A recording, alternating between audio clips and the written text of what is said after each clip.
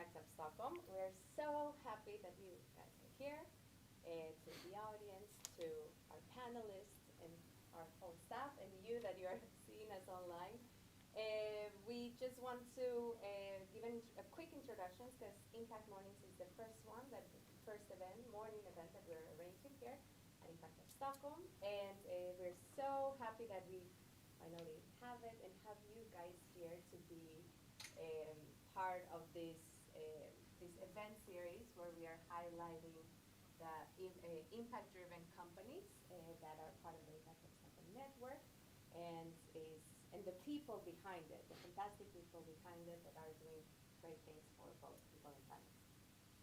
My name is Gabriela Rodriguez. I work here at Impact Hub Stockholm, and well, today I'll keep it very short. If you don't know a bit about Impact Hub, most of you that are here are somehow connected, related from many years ago or newly, but you, in a way, would like to support what we're doing, our work. So thank you for that. And so for today, we're going to have Biotisk, our friends from Biotisk, Panos and Martin. They're going to speak on the work that they're doing through Biotisk and the impact that they're creating in the biofuel industry.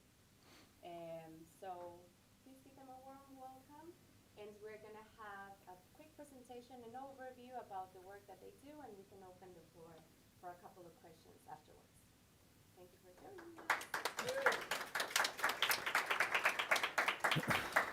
So thank you, Gabriela, and thank you for being here and joining us in this nice initiative from Impact Hub. It's a pretty nice way to kick off the day, I think. With no further ado, I'm just going to give you a brief over the agenda of today's presentation. Our aim is to just leave this place and just to know what is basically BESAB doing and the contribution that we basically do for a more sustainable future. First, if you can go to the previous one. Yes. First, we're going to go with an introduction, quick introduction that is going to give you some data that are going to be useful for you to understand a little bit more when we go into the details about our company. We're going to give you some sort of company history. And of course, we're going to talk about our product, which, as you may know, if you have seen the description of the event, is basically the used cooking oil. Then Martin is going to take the stage. He's going to talk a bit about the contribution of Biotisk, especially in which part and how we are contributing into environment and in achieving the European Commission goals. We're going to talk about our network and our growth over the recent years. And finally, we're going to share our thoughts over the CSR finance, which is basically an abbreviation over corporate social responsibility. Yes, yep. and how to implement it in our business. As I said, a quick introduction. All of you, I am pretty sure you have heard about the sustainability goal of reaching net gas emissions by zero net gas emissions by 2050. You can see the four different scenarios that are mostly trending. But before talking about them, in this graph, you can see by the 2020, there was like a significant drop of net emissions.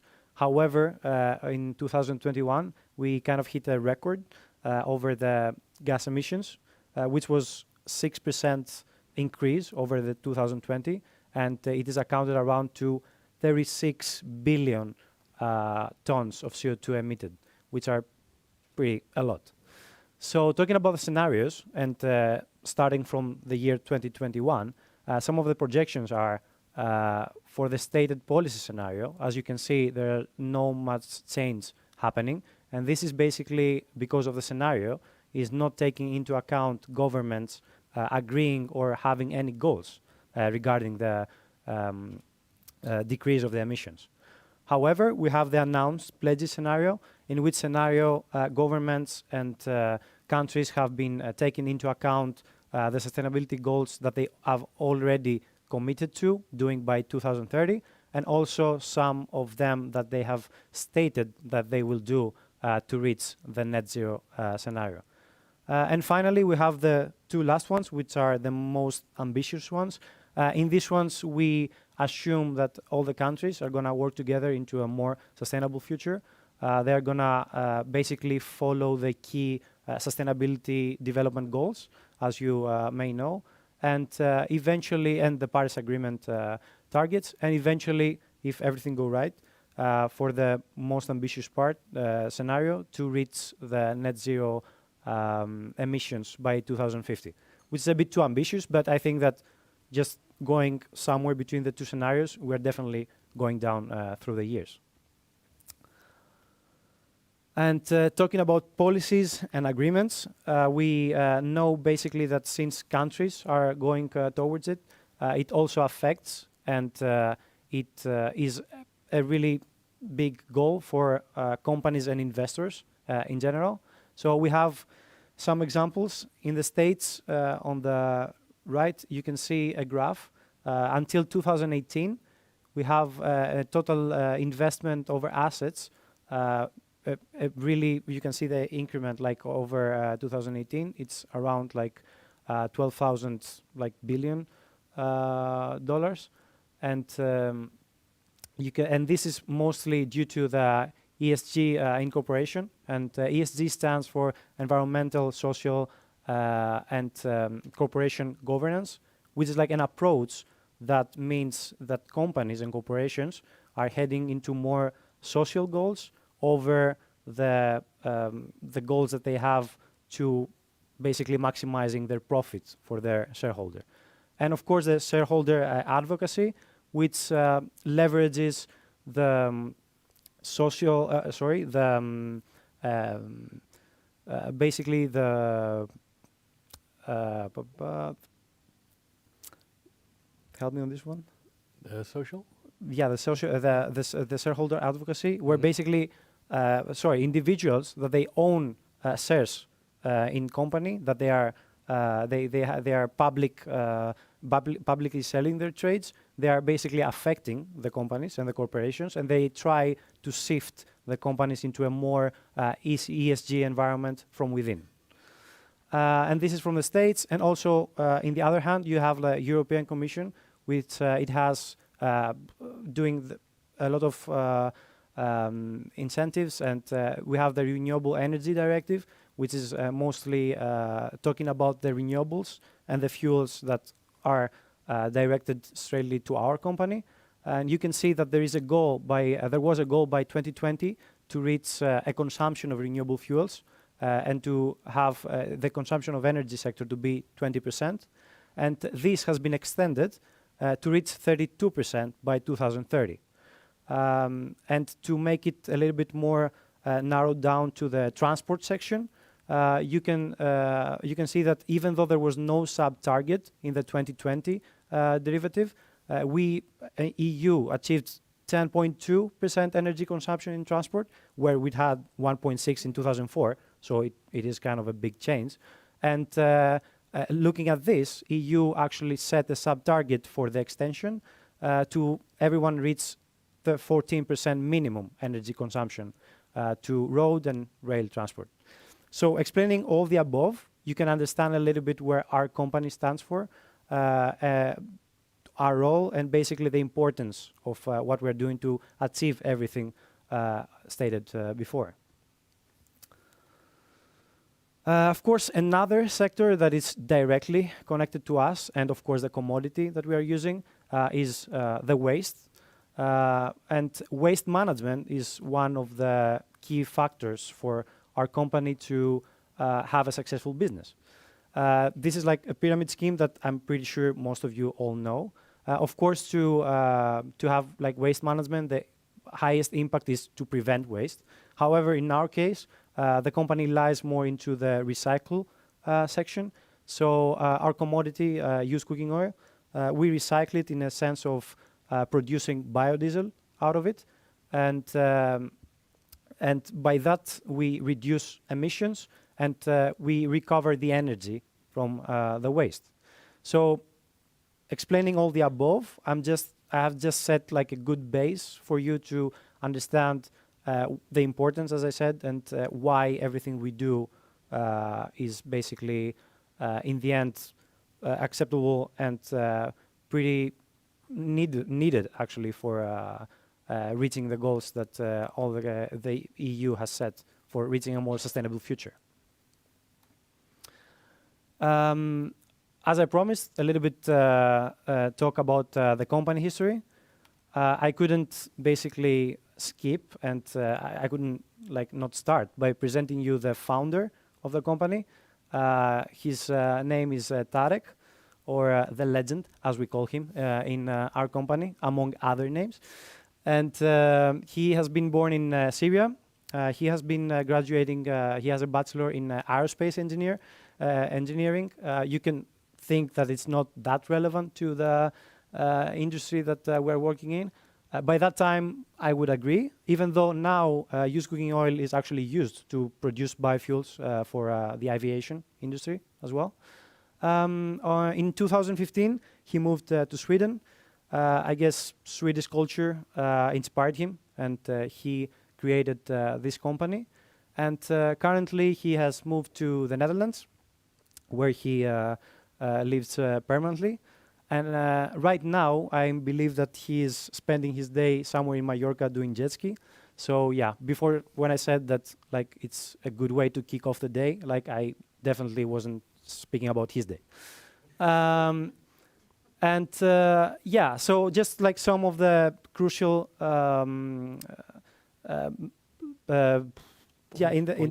parts of the company, and just times, you can see that in 2018 we had our first sustainable trade, and we opened our first owned collection point that Martin is going to talk about in more extent later on. It was pretty successful, so we didn't lose any time. 2018 we opened the second one, and this was the second one, the second out of the 4 that we are currently working in. Yeah, as you can see, it's more of a policy of a company of divide and conquer. Yeah, but these were the main facts that it's pretty interesting for you to know about the company. So, of course, we couldn't skip talking about our product. As I said, our product is used cooking oil. And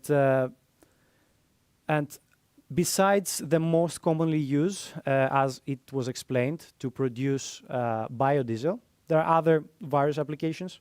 So in many other countries, not in EU because it's mostly banned, in the US and in Asia, for example, it is used as animal feed, or it has other applications in the chemical and as biological processes. You can use it as a point source, produce hydrogen gas. You can use it as a biolubricant, and also you can create soap from saponification. But these processes are mostly using more standard products, such as animal fats. So that's why UCO is mostly being accessible and used for biodiesel production. And why is it used for biodiesel production? Basically, you can see that it has really, really low direct emissions when you compare it to fossil fuels. Just number-wise, you can even see the difference. You have 16 grams of CO2 released equivalent, and then for fossil fuel you have 94, so you can understand the big difference. However, when it is used commercially, and when you take the used cooking oil, you process it, and you have the biodiesel produced, you mostly commercially gonna blend it with the gas oil into compositions up to 20%. And this is mostly after research that they showed that it has a good balance of cost, emissions. It has a good cold weather performance because it's pretty easy to be solidified in really low temperatures.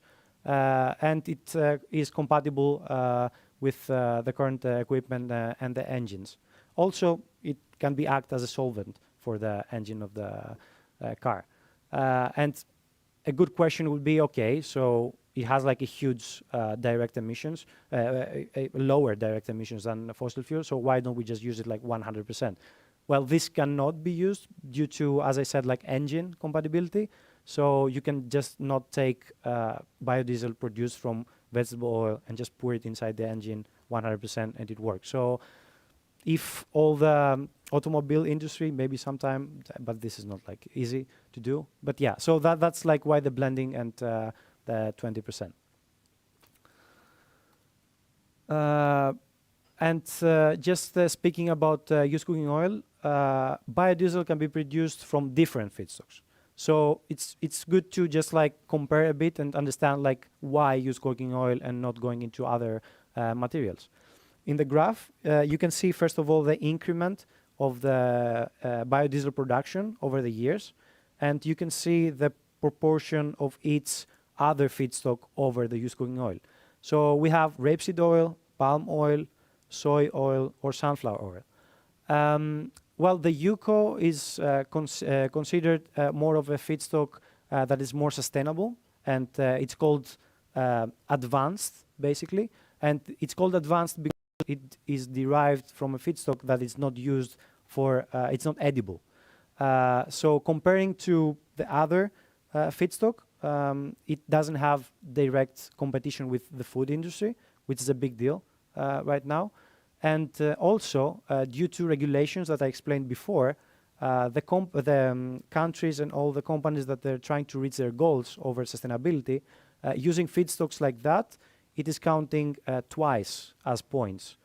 So it's pretty good, and companies are actually going over like these feedstocks over the other ones. And that's basically what the European Commission was going for. So they wanted to reduce the use of feedstock that is used for basically food industry, and just have feedstocks like waste to produce biofuel. One more great thing about UCO is that it has like low indirect land use. I'm going to explain this. So as I said, you have to grow all the other vegetables, you have to basically use agricultural space. And to do that, most of the times, and if the demand is increasing, you have to have food industry, you have to have the biodiesel. So this agricultural has to increase, so it will take the place over maybe forestry or wetlands. And by taking this, you have to deforest the land, which basically has already been captured CO2. So doing this, you release all the CO2 back to the atmosphere, and this is not sustainable. So UCO, being a waste, has a low indirect land use change, and it's also a pretty good advantage.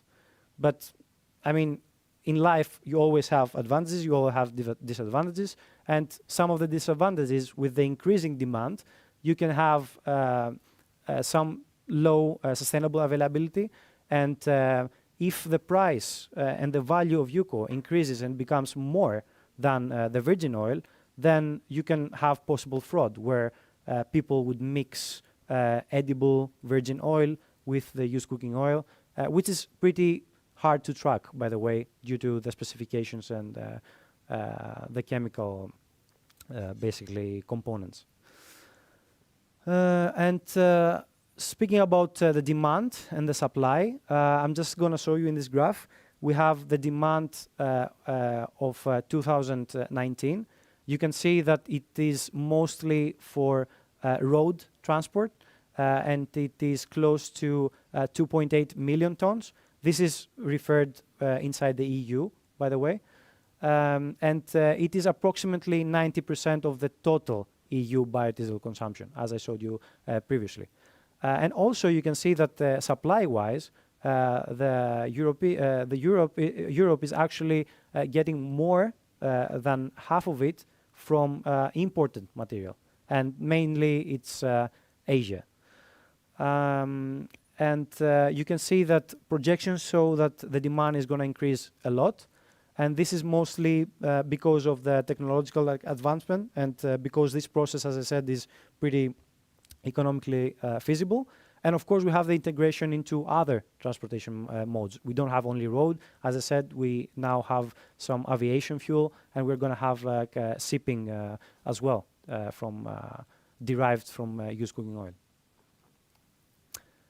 In this part, I'm going to let Martin take over the stage and just like talk to you about the contribution of ours and the rest of the agenda. Thank you, Panos. I always like to hear Panos speak about these kind of stuff, because actually he has a background as a chemical engineer. So I like to always hear the fire in his voice and the passion which with he speaks. I think Panos already set a good base for me to build upon.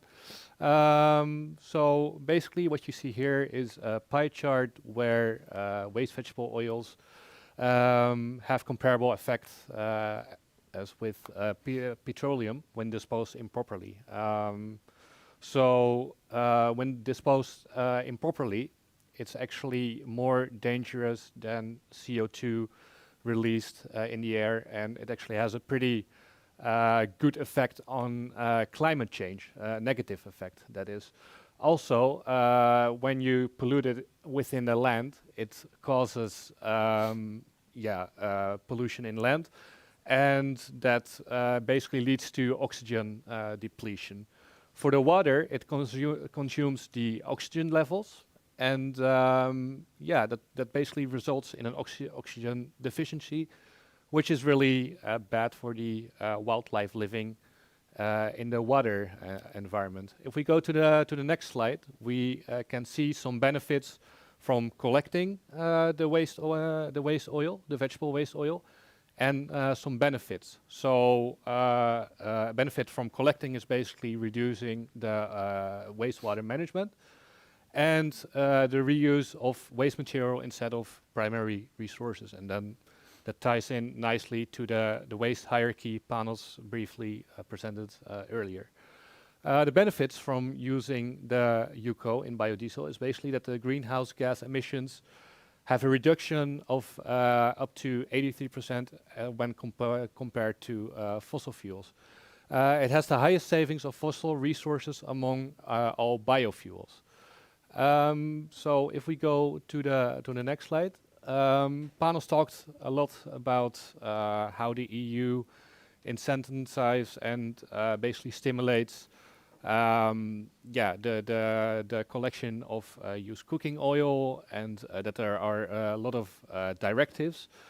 But if we go outside of the European Union and the Europe scope, we travel a little bit down south and a little bit down east, and we go into the MENA region. And there we can actually see that that region does not regulate the disposal of these used cooking oils and fats. So leading to it, what is our place in the value chain? Well, you can see here 5 steps. Basically, we are collecting the used cooking oil from restaurants, hotels, sort of large-scale businesses. I think, if I may share, so we're planning to have some service for private individuals as well, because there's a lot to gain there. Then we process it. So basically that means that we filter the UCO in our warehouse and dispose of other waste materials than UCO, and basically then we ship it to our customers, and our customers either trade it up the value chain to other customers or refine it into biofuel, and after that it's being distributed.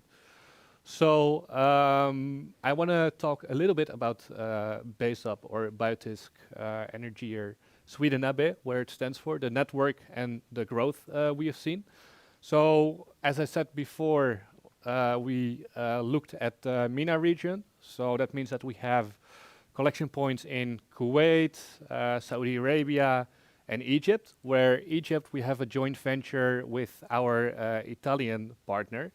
And as of 2022, which is not shown in here, we're actually starting up operations in Uzbekistan as well. So we're venturing more into Central Asia, additional to the focus on the Middle Eastern and North African region.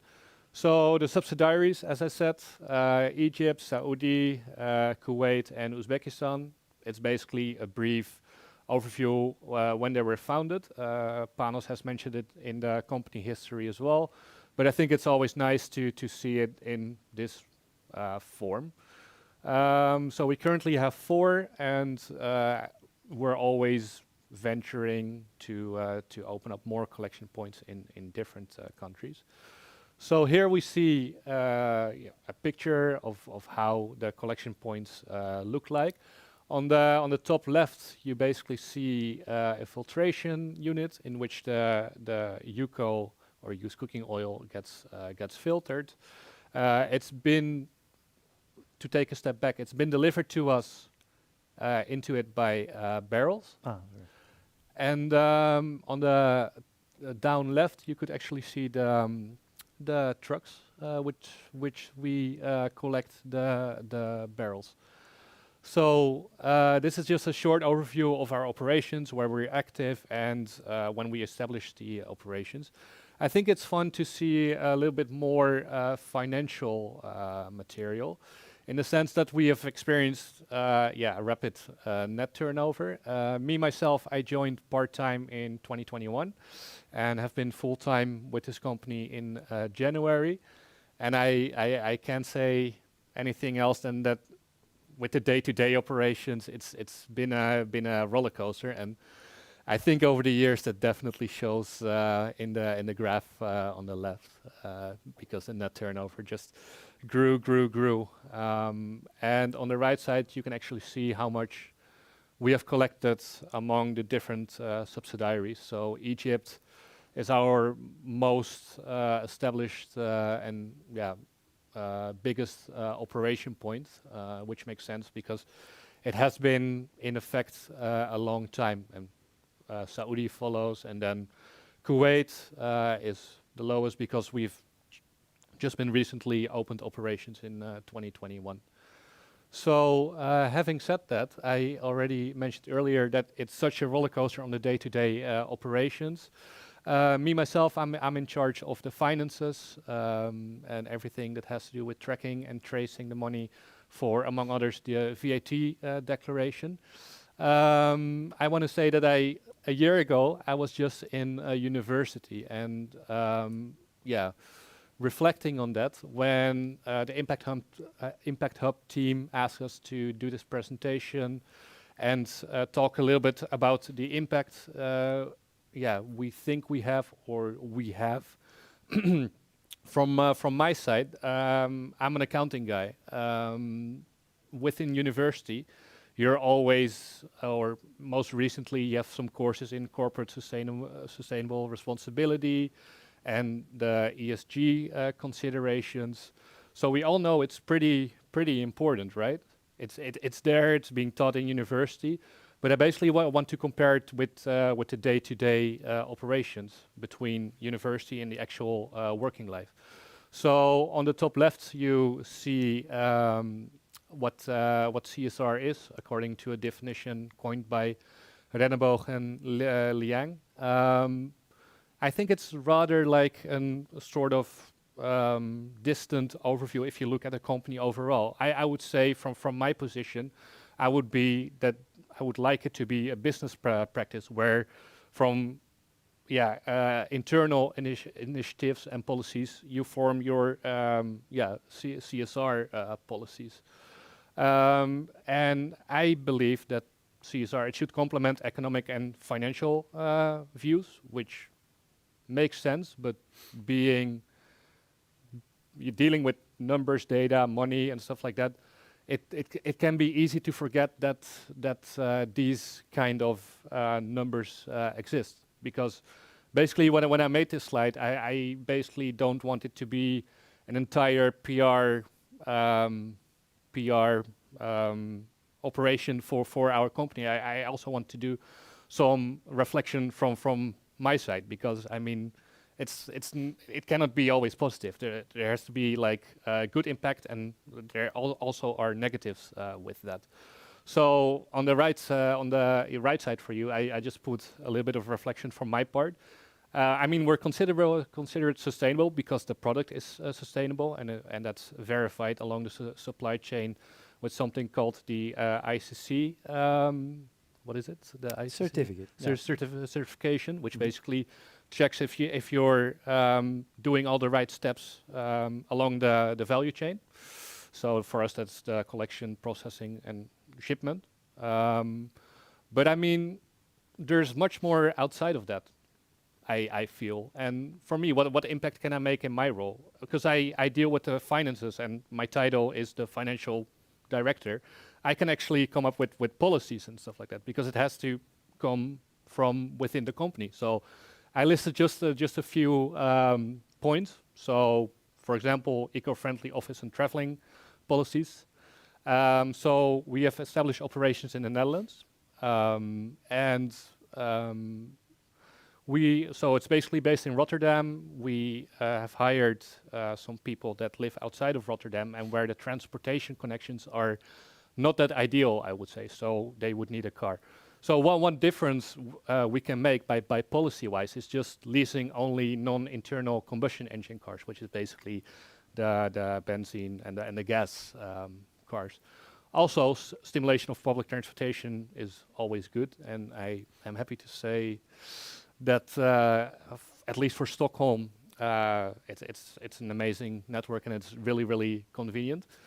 Me myself, I'm from the Netherlands, so whenever I talk about eco-friendly transport modes, I mean the bike is the way to go. Especially in the Netherlands, we do most of our travelings with the bike, so I think that's a good one to use as well.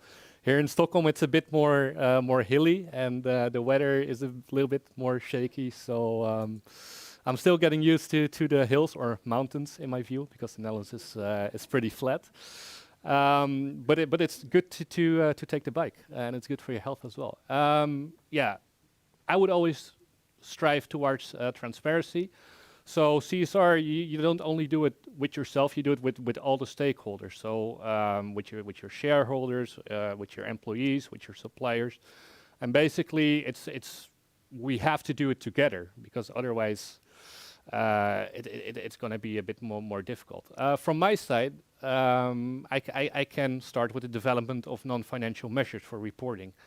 As I said before, accounting, it's mostly financial, so it's easy to forget that there's other non-financial measures as well. And I mean, if you get back to the annual turnover, you see that we've grown a lot. So as a critique, I would always say, okay, it's so easy to get caught up in your day-to-day operations and just trying to manage the company and just trying to manage what you can manage. That it's easy to forget the whole picture towards corporate social responsibility. So in that sense, as an organization, you need to free up the resources and actually free up the time and the mindset to put this out. So that's a critique from me. That, I mean, the rapid growth, you're trying to do what you can do, and it's easy to forget the CSR part of finance and accounting. So actually, I want to be getting inspired by others. I mean, Impact Hub, Gaby said it before.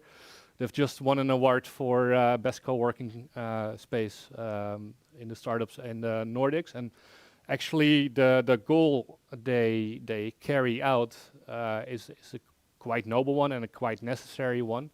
So in this sense, being here, you get really inspired that they put all these ECG considerations and CSR at the core of what they do, and I think that's a pretty noble idea, and it's necessary, and it's not easy to do, I would say as well. So being here, it actually makes myself reflect on, okay, where are we, what can we do better, etc., etc. And as well as that, with corporate responsibility, sustainable responsibility, you get inspired by your social circle. So, for example, my girlfriend, she's from America, but she has a background from Bangladesh as well. She made me, on personal level, a bit more aware that buying clothes from Bangladesh is not always the right thing to do due to the environmental and economic environment there. And I would say she opened my eyes a bit more on that topic. And getting inspired, I would love to open up discussion with all of you, because I definitely know I don't know it all. So any initiatives or thoughts would be well appreciated on this matter. How can I grow as a person in a company, and how can I create the mindset to make the right policies? Because it's not easy to create the right policies. So yeah, that was it from my side. Yeah, basically now we're going to go to the question and answering section, and I would love to hear all your thoughts, comments, ideas, and yeah. Yeah, we Thank just you. hope that we made you at least like think about a little bit of sustainability, even though I guess like most of you are more aware of it, and just try to give you a brief of our company and understand what we are doing and how we are directly connected to it, basically. Exactly. Yeah. So, All right. yeah. Thank you for having us. Thank Yeah. you. I have a question. Of course. Really good presentation. Thank Thank you. you so much. I need to go to a meeting soon, so that's why Of course. Yeah, of Yeah, course, yeah, of course, course. A few questions. Yeah. I work with a ESG strategy for Volt, so Mhm. we deliver food, and I can see a huge opportunity here because, of course, we have restaurant partners that have the cooking oil, but Yeah. we also have courier partners that needs fuel, and we are looking at more sustainable options. Yeah. Mhm. Also, the fuel prices are really high now, and we are looking at electrification, but we also, this would be an amazing opportunity. So, two questions. How does it work? Who do you get the cooking oil from? Like, how does it work from actually getting the Mhm. cooking oil from the restaurant to you here in Sweden? Mhm. And what's the price point compared to normal fuel? So just quick. So basically, as I said, like the collection points that we're mostly working on is like in the Middle East, and most of our customers are located in Europe. Most of them are in the Netherlands, for example. So we collect all the used cooking oil, mostly from restaurants or suppliers back in the MENA region. So where we have the collection points. So you see all the warehouses that they were pretty tidy in this picture, by the way. And you just like collect it and you put it into containers and you ship them into the European like refineries to make it as a fuel. So in this stage, like as Martin showed, we are mostly during the collection, processing, but just like physically processing. We just like take the physical waste out of it. So then the oil is going to be refined from somewhere Exactly. in Europe. Yeah. So Have you looked at collection points in Sweden? yeah, the thing is that in Europe, that's the thing. Mostly the European market is pretty saturated. I'm pretty amazed actually that if you are like, for example, Neste, it's a really, really big company that does this, and I think they have the most of the cooking oil collected in Sweden. They are big producers in HVO, that's how it's called, and this is like the aviation fuel that I was talking about. So it's pretty difficult to find places or like a lot of places, like a capacity that it would matter to us, like, and it would interest us to begin something or like a collection point here in Sweden. Like the idea of Tarek when he started it, of course he looked in Sweden as well, but as I said, it was pretty saturated. And since he was from Syria and he had like a lot of connection and he was born in Saudi, it was easy from him to get his network and start something from there, where the countries were not that much familiar with the concept, and you had like a large space, and you still kind of have to grow like the capacity. So yeah. I don't know if I answered your question, but you definitely, I think that searching, you're gonna definitely see that like Sweden is pretty saturated, and you're gonna find like other people doing what we do. But it's not that easy, and it's not well marketed as far as I've seen. Yeah, exactly. But you have customers here in Sweden? No, the most of the customers that we have are based in the Netherlands. We have done like business in Germany, currently in Spain. But Sweden, we haven't mostly do it. So we just have our headquarters that kind of manage like all the collection points. But of course, we would be definitely up for new connections and people if they would make a good. And about your the price, can you repeat the question? So what's the price compared to like normal fuel? Mhm. Of the fuel itself or the commodity? Because as I said, like in the part of our business, we sell the commodity itself to being processed as a fuel. So during the value chain, of course, like the value of the product increases. At this point, because it's a crazy market, and as you saw, like the turnover going up, it goes mostly because the prices are going really high. So I joined like 1.5 years ago. I remember the price being $700 per ton.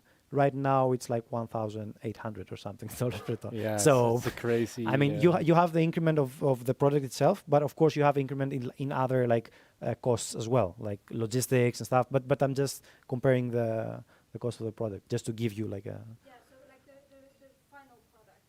not the final one, the commodity that we do. So the final product would be like the fuel itself. This, I'm not gonna lie to you, I'm not totally aware, so I don't want to give you a number.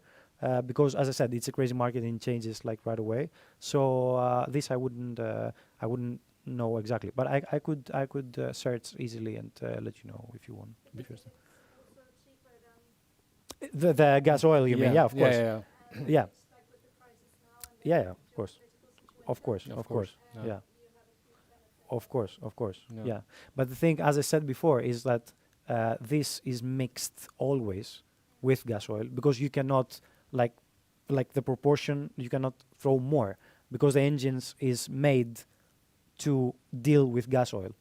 So you are gonna always have to have gas oil. It's just like a way of mixing it and reaching incentives and regulations that the European Commission has set. That's like the way to do it mostly. I don't think that they do it most because of the.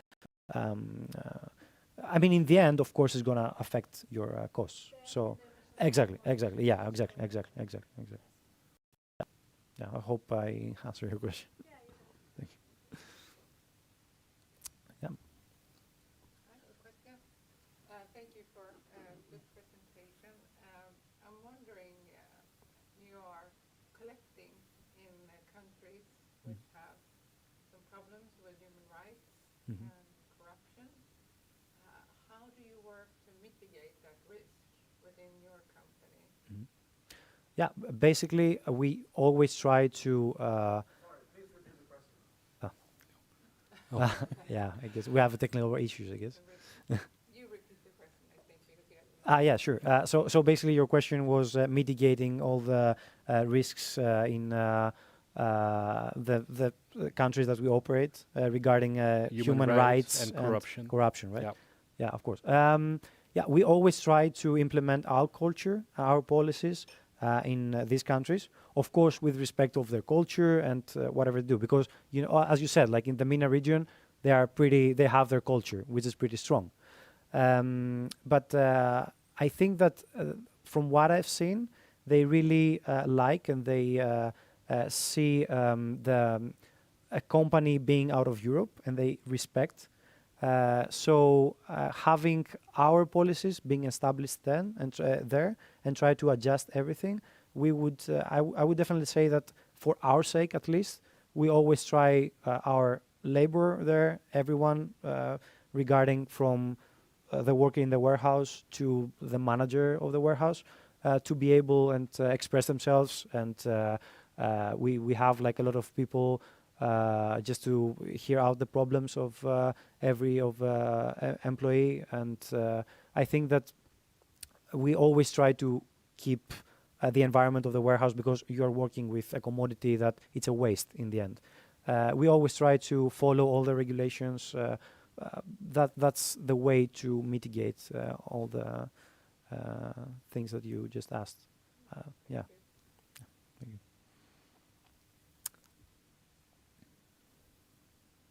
Any other questions? Yeah. Feel free, whatever Yeah. you want. Yeah, of course, course. go for it. Reflecting on your reflection Mhm. side with from both of you. Yeah. Thank you for the presentation. Very nice Yeah. to understand. It was a completely new field. Okay. Not know anything now. Nice. Much more into. But I was reflecting in terms of what you were saying Mhm. on I wouldn't CSR, but how you make your system also sustainable as a company. So your trucks, Mhm. they gas and fuel, like how will they produce like the whole value Mhm. chain? How are you thinking about? I Okay. So the question is basically how can we, within our operations, totally from a holistic point of view, carry out the sustainable values. Value chain, Yeah, the value. Yeah. Exactly. So as you mentioned, the trucks, they run on gasoline, and yeah, that's pretty contradictory to our product. But I think it's always good to start at that point. I'm going to be completely honest with you. In these countries, you can implement like electrical cars and stuff like that, but the infrastructure there, you don't have a good infrastructure to, for example, charge the electrical cars. You can make the sort of what's it called, the shift towards biofuel cars. And we see like within heavy industry, at least in the Netherlands, I know that with trucks they're trying to build more like trucks run on biofuel, trucks run on electricity. To come back to the story, right now it runs on petroleum and fossil fuel products, and I think which is it's good to look in the future to change that to biofuel, potentially electrical cars.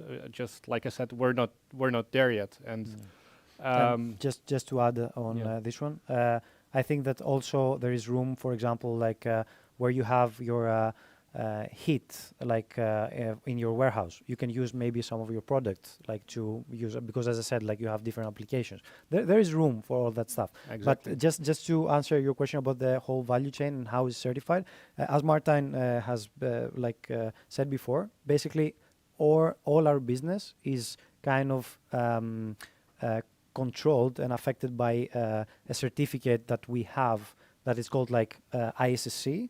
And then if your company has this certificate, it basically, we have an audit like in every single of the collection points every year.